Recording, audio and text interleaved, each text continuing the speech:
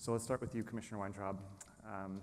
You've served on the Federal Election Commission since 2002. What kinds of impacts are you seeing from that perspective, from what the court has done, from a constitutional perspective with these cases? Good morning. Good morning. Throughout our country, by huge margins, citizens hate the way we fund our elections. But nothing changes because here in Washington, nobody thinks you care. Billions of dollars are raised and spent on our elections, and Washington does not believe you care. In this election cycle, already 34 donors have each given $1 million or more, and those are only the ones we know about, and Washington does not believe you care. But the fact that you are all here today is proof that they are wrong. Now, why do we care about Citizens United?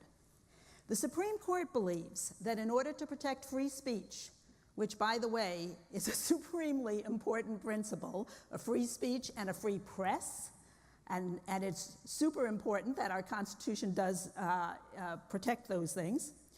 But the court has this interesting interpretation of the First Amendment. It believes that in order to protect free speech, the First Amendment requires that we can't have any limits on spending in our elections, that laws that seek to level the playing field among candidates are unconstitutional, that ingratiation and access in return for contributions is not corrupting. Now, they get that there is an inherent risk of corruption in unlimited contributions that go directly to candidates. So if you were to give $6,000 in contributions to any candidate who's running this year, that would be illegal. However, they believe that unlimited contributions that go to outside spending groups, anybody other than the candidate, him or herself, that are not directly, in face-on-face conversations with them, those can't be corrupting. You could give $6 million to one of these outside spending groups, and the court would say, that's fine. Now, that's not the only way, by the way, to interpret free speech protections. One of the many things that I admire about Canada and envy is that they have a Supreme Court that recognizes that when you give unlimited power to spend to the wealthy, you are disenfranchising people who don't have that amount of money to spend. That if you don't have limits on spending, then the people who have the most amount to spend are going to drown out the voices and not allow the public to hear from people who have fewer resources. So they have an entirely different interpretation of how to protect free speech if you just go a few miles to the north. That's the way our court does it is not the only way. What Citizens United has done, more than anything else, is empower wealthy individuals to spend incredibly large amount of money in our politics. The headline when Citizens United passed was that it was going to allow corporate spending. And the good news is that business corporations are not actually swamping our politics with money. And that's for a variety of reasons that have to do with not wanting to alienate their customers and having to deal with boards of directors. There are a number of risks to allowing corporate spending, among them that it can be a shield against disclosure, that it can be a venue for foreign money to creep into our elections. So there are problems there. But the larger problem that has arisen as a result of Citizens United is this unfathomable spending by the very, very wealthiest. Super wealthy individuals are spending huge amounts of money.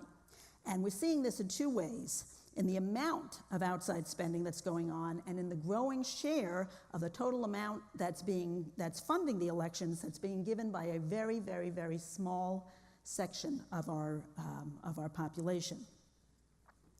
So the most that anybody can give to a campaign committee, directly to a candidate in an election cycle, is $5,400, $2,700 for the primary, $2,700 in the general. The big money is going to these outside groups, the super PACs, which are kind of semi-transparent, the C4s, which are dark money groups, and LLCs and other groups that are also less transparent. Not long ago, this sort of outside spending was fairly limited. And you'll see what I mean by limited on the federal level.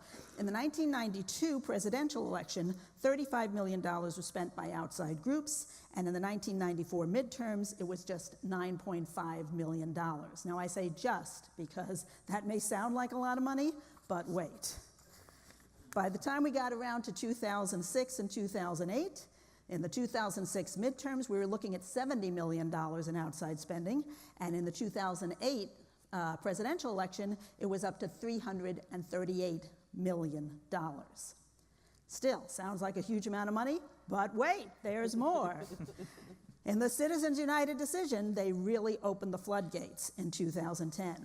By 2014, that $9.5 million that had been spent in the midterms was now up to $566 million.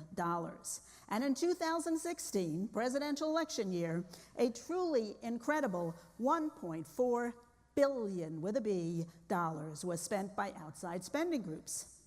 And the early numbers for 2018 are also alarming. Through last month, outside spending for the 2018 midterms had reached $142.5 million, which is more than 40% more than the $100 million that had been spent by the same point in 2014, the last midterm. And the concentration of donors has also changed. In 2000, 36% of the money raised was in contributions larger than $10,000, and that was coming from 1.9% of donors. Now, I don't know about you, but I don't have $10,000 to throw at a political campaign, and most people don't. And that stayed more or less steady until Citizens United, but then in the 2012 election, we saw 48% of the money raised from the tiny slice of donors who can give $10,000 or more. And in 2016, we were looking at 57% of the money raised in the election was from contributions of $10,000 or more, coming from 2.7% of the donors.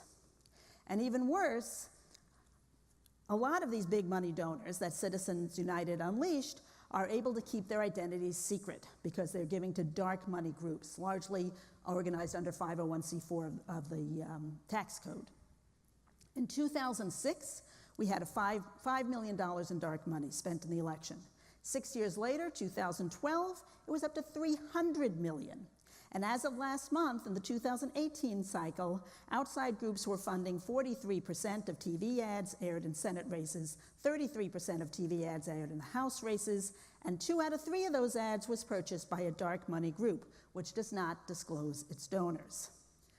According to some great analysis by our friends at the Center for Responsive Politics, super PACs have raised almost $374 million so far in the 2018 cycle from about 54,000 donors. Well, that sounds like it's kind of a lot of people, but the top 102 donors, they usually look at the top 100, but they had a couple of ties. Top 102 donors have given 74%, or over $275 million. 102 donors, $275 million. And the top 1% of donors, which is 541 people, have given 93%. The top 1% is given 93%, or over $348 million. Who are these guys? Well, it may not surprise you to learn that they are overwhelmingly white, old, rich, and male. So they're not really a very representative group if you look at the population as a whole. And let me give you a couple of examples. The top donor so far in this cycle is Tom Steyer, a Democrat, who has given $29 million already. And the second top donor is Richard Uihlein, a Republican, who has given $25 million so far. And believe me, these guys are not done. Now, you may have read that Michael Bloomberg has pledged to spend $80 million in this election. He's an independent, but he's spending to support Democrats. He's only given $500,000 so far, so he's just begun to give. And, you know, we've got Democrats, we've got Republicans, we've got independents. This is not a partisan issue when it comes to donating. There are people giving big money on all sides of the political spectrum. I've seen estimates that outside groups may spend nearly $750 million on this election, and that's compared to the last midterm in 2014, 550 million. So 550 million sounded like a lot of money until this year when it looks like we're going up to 750. This stuff matters. Who pays for our elections determines who has a voice, who is empowered, who has incentive to participate, and whose interests our representative democracy really represents. But money is not the only thing that matters. You can make a difference. You have a superpower, and it's called the vote. It's called participation.